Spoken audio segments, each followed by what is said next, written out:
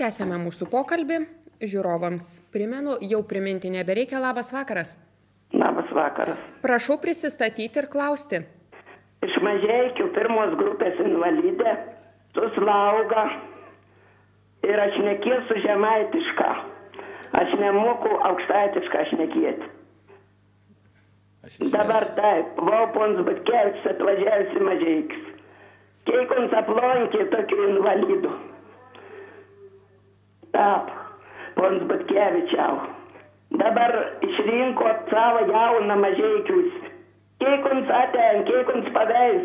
Pons Dargis atvažiavęs parašką rekatintiems obageliams visiems pinigus.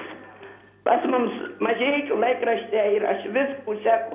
Aš esu 8 klasės baigus. Esu Gelžkelį išdirbus 30 metų. Gelžkelį Orsi. O koks būtų klausimas? Ir gavau 168 litus 95 metais.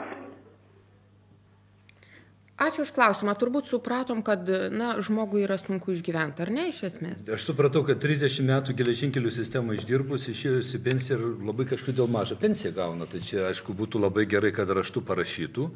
Nes Mažeikiuose, kada mes buvom, tai, aišku, kitais klausimais buvom, dėl kelių infrastruktūros lankėmės.